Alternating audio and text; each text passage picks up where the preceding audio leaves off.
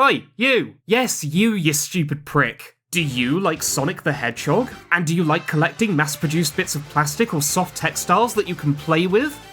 Oh, that's fucking embarrassing. Grow up, you bloody virgin. As you can imagine with a franchise that's been going on for 3.5 decades, there's been a ton of Sonic toys produced by various companies. Some of them are really, really good, like these ones by Jazzwares that I used to collect when I was a kid, while others... What the fuck is this? And then, of course, you've got the stuff that literally nobody except massive dorks like me has ever seen before in their life. Case in point, the Sonic Game Ball. A toy that looks rightfully fucked off with the company that made it for imprisoning it inside a tight net, and even more fucked off with you for buying it. I've never heard the term Game Ball in my life, so I've got no idea what exactly this is. Is it a stress ball, a bouncy ball, or your bog standard, well, ball? It's made of rubber according to this website, which isn't much help. And I'm not keen on spending $30 sodding plus God knows how much in shipping costs to the UK to find out.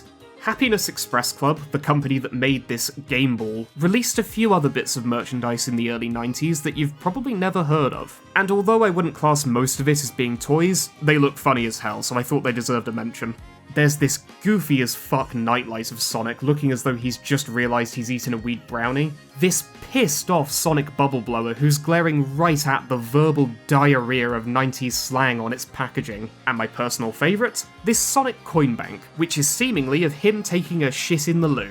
These are the kind of things you'd find on the shelves at Poundland, and you'd better believe other companies produce similar bits of tat. Tomy was especially guilty of this, with a prime example being these two water games. The idea is you fill them up with water, no shit, and try to get all of the rings onto the hooks, something I can imagine was fun for about 10 minutes before getting bored and never playing with it again. This Sonic Cyclone set looks like it had some replay value though. It's very similar to air hockey, as you can see in this video demonstration by Treasure Hunting Sonic. You've got to hit the pucks into your opponent's goal while defending your own, which can be represented by 4 different characters: Sonic, Tails, Dr. Robotnik, or a Buzz Bomber. Weird pick, but to be fair, it was 1992 and they didn't really have any other options. That being said, there are these little scorekeepers of the Porker Lewis character from the early canon, and it's probably the one and only time where he had a toy based on him. No idea why they used Buzz Bomber for one of the goals instead of Porker or any of the other animal friends. Maybe they didn't have artwork of them, or just wanted a bad guy to go alongside Robotnik. Fun fact that I discovered while researching for this video, this thing is actually a toy by Hasbro from the late 70s called Bop, Bop and Rebop, which Tomy got the license to sell in the UK and then decided to rebrand as a Sonic product. The cheeky buggers did a similar thing with this Sonic Duel toy. It's quite literally the 80s toy line Spingers in all but name, and has you and a friend, if you actually have one, you massive dweeb, launching your spinning top figurines into a small arena and seeing who gets knocked out of the arena or stops spinning first. From what I've gathered, this was only released here in the UK and a few European countries, and is one of very few Western toys from the early years of the franchise to use Robotnik's actual design from the video games rather than his Adventures of Sonic the Hedgehog look, which is honestly pretty cool. How about Sonic Mountain Quest as a pick for the most obscure Sonic toy? You'll never believe this, but it's another older toy that was given a Sonic coat of paint. The original was called Kongman, where you had to guide a marble to the very top of this plastic slab in order to get the high score of 100 points, all while ensuring it doesn't fall back to the beginning due to your incompetence. There's also the Supersonic Pinball Machine, the box art of which entices customers to pump up the action, dudes, as well as check out Sonic's double action flippers, dude. Why are you fucking saying dudes in every sentence, dude? This one isn't a reskin of an older toy, which, you know, about bloody time, Tomy. The artwork of the pinball table is really nice, even if Tails looks a bit daft, and being the highly skilled enjoyer of pinball that I am, I'm sure I would have loved this as a kid, with the exception of one teeny tiny issue. Bloody hell, why is it so loud? Yeah, exactly. If all of that obscure tat wasn't enough for you, then boy are you in luck, because Tomy made even more. Wanna buy wind-up toys of Sonic and Tails that look pregnant for some fucking reason? Or how about the Sonic Chargy, or Cargy, how the hell do you pronounce this? Okay, to be fair, Tomy did make some Sonic toys that were pretty cool. Namely this line of hand-painted Sonic and Knuckles figurines from 1994. There were 20 of them released across 5 different packs, and weirdly, the majority weren't even from Sonic and Knuckles. 85% of these figurines are badniks from Sonic 1. They even made one of Splat, the enemy that got cut from the game before it came out. How the hell did that happen? There's a figurine of Metal Sonic too, who is labelled as Sonic on the back of the packaging. I'm guessing this is where he got the idea that he was the real Sonic. I'd really like to try and collect all of the badniks from this range, to be honest. They look neat, but not $1,000 level of neat. I'm good. I know that these probably don't count as toys per se, but I wanted to bring up this set of head danglers that Tomy made in the early 2010s. I vividly remember getting the one of Silver from a capsule machine in my local Sainsbury's around then, but I fucking lost it. If my mate Jack, who's obsessed with Silver, is watching this, you can have the piece of shit if I ever manage to find it. Let's move on from discussing collectible dismembered heads of our favourite Sonic characters, and talk about some really shitty and obscure fast food toys from the UK. Back in 1993, Burger King collaborated with Sega to promote the Sonic series in their Kids Club meals, which included a free zip strip toy that would spin around when you pulled the zip cord. There were 2 of Sonic, one in a spinning ball and the other on top of an animal capsule, one of Robotnik, who appears to be in excruciating agony after being stabbed through the fucking chest, and one of Tails that... God, surely someone on the design team or higher up the corporate ladder said something about this, right? I refuse to believe this got approved without at least one person going, don't you think we should not position that there? While we're on the topic of horrifying designs for Sonic toys, you can thank Mattel for this! Kill me! Kill me! This toy of the beloved PINGAS man begging to be put out of his misery after getting flattened and imprisoned inside a die-cast car comes from a 3-pack of micro vehicles from the Hot Wheels line. The other 2 vehicles consist of Sonic, who looks quite happy about having to lie down and dangle his legs over his car's bonnet just to drive it, and Knuckles, who is in the same situation and looks fucking mortified about it, on top of appearing to have his cock out when viewed at certain angles, the dirty bastard. Not obscure enough for you? How about these plush toys of Sonic from 1998 by the British company PMS International, which I assume stands for pissing myself. They came in various sizes, like this small one that, I'll admit, is kind of adorable, a medium one with a shit ton of fur and very short legs, a large one that kind of reminds me of that one frame from the Sonic CD title screen, and an extra large one that's staring directly into my soul after dropping God knows how much acid. Look at the size of those eyes. At least it's somewhat cute looking, unlike this posable plush toy from Fun for All.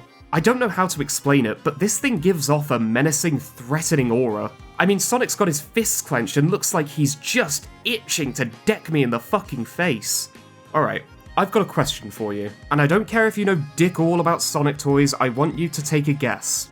What was the first Sonic toy? Was it this? Or this? Maybe this? Could it have been this? I'd bet my life savings that it was this, just saying. Well, whatever you guessed, you were probably wrong. It was actually this. A one-of-a-kind Sonic plush that Naoto Oshima personally requested to be made for his pitch meeting for Sonic 1 with the president of Sega, Hayao Nakayama. This thing is from 1990. It's older than the first game, which just feels wrong to me. Can it really be considered the most obscure Sonic toy, though? It's definitely the rarest, like I said, it's one of a kind, but it's also the first, and given that significance, I feel like someone with the slightest interest in collecting Sonic merchandise would know about its existence. Not to mention it wasn't intended to be a mass-produced toy, it was just a prototype for potential merchandising in the franchise's future. I'll leave it up to you whether it should count or not. Before we move on from talking about plush toys, check out these ones of Sonic and Knuckles that you could only get at Denny's restaurants in America. They were made in 2000 to help advertise Sonic Underground, even though the show had already been on the air for roughly a year at that point. Bit late to the party there, lads. I'm guessing these didn't sell all that well, since they were advertised as being $3.99 each in this commercial, while this display appears to list them as $1.99 each. By the way, what the fuck is going on with Sonic's arm here? I thought these were the only bits of merchandise Sonic Underground got, but it turns out there were a couple of other things too. there was this little ball with Sonic on it, and far more interestingly, these jigsaw puzzles of Sonic, Knuckles, Robotnik, and Sonia, and they don't look half bad in all fairness. You could display these so-called Puzzmobiles on a stand, stick them on a wall, or hang them from something with string after building them. I only know this because while I was trying to find more pictures of these on Google, I stumbled across an image of a fucking NSYNC puzzle of all things. $10, what a bargain! Do you know what isn't a bargain though? Yeah, piss right off, sunshine. So Tiger Electronics made an LCD game based on Sonic Underground because of course they bloody did. They made everything under the sun into one of these crap bits of plastic. If you can name me a video game, movie, or TV show that didn't get one of these in the comments, I'll reward you absolutely nothing because you won't be able to. I have to give them credit for the design of the unit itself. It looks pretty neat, the colours are vibrant, and the controller buttons being on Sonic's guitar and shoe is certainly a novel concept. However, as you'd expect, the game is incredibly basic and really boring. You have to destroy the SWAT bots, fight off Sleet and Dingo, and not die before the timer runs out in each stage. One surprising thing about this game, though, is that you actually find Queen Alina, Sonic's mum from the show, upon beating it, so I guess this makes it the official canonical ending of Sonic Underground, considering the whole premise was literally They made a vow their mother will be found. Sonic Underground! I was debating whether or not to include this, since you could argue it's actually a video game and not a toy, but what makes it a video game? The fact that it's a game with electronically manipulated images on a monitor? By that logic, isn't Speak and Spell a video game rather than a toy? What makes a toy a toy? And more importantly, who gives a shit? If we're gonna count this as a Sonic toy, then I guess Amazing Sonic counts too. The name is a blatant case of false advertising, because this isn't amazing at all, it's fucking dogshit. You need to guide Sonic through different mazes so that he can destroy Robotnik's robot factory, and that's quite literally all there is to it. Can we talk about the design of this thing as well for a second? The other Tiger handhelds were cheap, sure, but at the very least they had some nice artwork on the front so they'd look good on your shelf or desk. This one is more dull, bleak, and lifeless than Birmingham, for Christ's sake. Swiftly moving on before the Brummies start yelling at me, we've got some toys from yet another collaboration that Sega did with a fast food chain.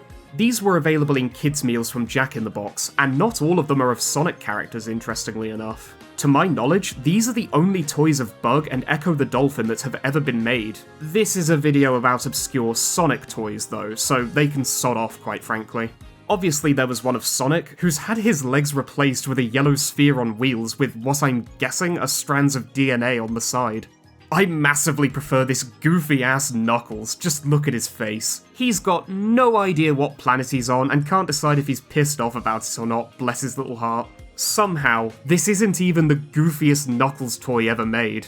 In 2009, Jazzwares released a small range of vinyl figures called JUUVIs that were effectively their answer to Hasbro's Mighty Mugs. The first was this really cool Metal Sonic, who was only available to buy at the San Diego Comic-Con, and the other four were... Oh my god! What's wrong with your face? Good God, where do I begin? The heads, man! Why are they all staring down at the ground like that? How come they got Metal Sonic spot on the exact same year and managed to completely botch the others? This is an exceptionally rare cock-up on Jazzwares' part. The only other time anything like this happened was with this lazy-as-hell Super Sonic figure. I grew up collecting a lot of the figures they made, like I said earlier, and every time I'd go into a Toys R Us to get a new one with my pocket money, these stupid twats would always be on the shelves. I never bought one, and I'd be shocked if any other kids who were my age back then did. Thankfully, Jazzwares re-released them a few years later with updated head sculpts that were facing forwards, and although they didn't look so bloody ridiculous anymore, I still wasn't interested. The JUUVI line just didn't appeal to me at all.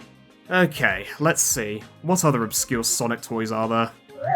I fucking wish. I can't stand these soulless, oversaturated corporate chunks of plastic, and Funko making a pop vinyl of the best character in the series isn't going to stop me from thinking otherwise. If you chaps don't mind, I'm gonna get this done and over with as quickly as possible. Here's a limited edition Metal Knuckles that, unfortunately, as far as I know, is the only official merchandise of the character. Fingers crossed that Jakks Pacific eventually make an action figure of the guy to spare anyone who likes him from having to buy this. Not content with making pop vinyls of cool characters that are unlikely to ever get more merchandise, Funko decided to make some shit up, resulting in Buccaneer Shadow. I thought this might be a skin from one of the mobile games or Roblox, but nope. Right, sorry to interrupt. Hi chaps, Hysterian from the future here. Turns out this is actually a skin from a mobile game. It comes from Sonic Dash, where it's called Captain Shadow, and I didn't know this because they fucking changed the name on the toy for some reason. No idea why Funko did that, and I don't give a toss either. Now look, I get what they were going for with the eye patch, it makes sense, you know, fits thematically. But because of the pop vinyl art style, or lack thereof, it looks like Shadow's got a massive left eye as if he got stung by a bee. Want to see something even worse? Here's 8-bit pop vinyls of Sonic, Tails and Knuckles that are creepier than Mr. fucking Blobby. God, I wish there were good vinyl toys of Sonic out there so that I could cleanse my eyes of this shit. Oh, that's much better. These Soft Vips figures are from a company called Soup, which is possibly the greatest name for a company of all time, by the way, and they might be my favourite of all the ones I've covered in this video. They're about 6 inches tall, and come packaged in these clear bags, something I don't think I've ever seen done before. They're only available in Japan though, which sucks, because I'd love to have these on my desk. I guess I'll have to wait until I eventually go on holiday there to collect the wide variety of characters like Sonic, Tails, Supersonic, Amy, Shadow, Vector, Silver, and Yoda. And finally, without question, the most obscure Sonic toy ever released, a piece of merchandise I am willing to bet 20 quid you have never brought or seen on store shelves before. Jim action figure. Okay, bye.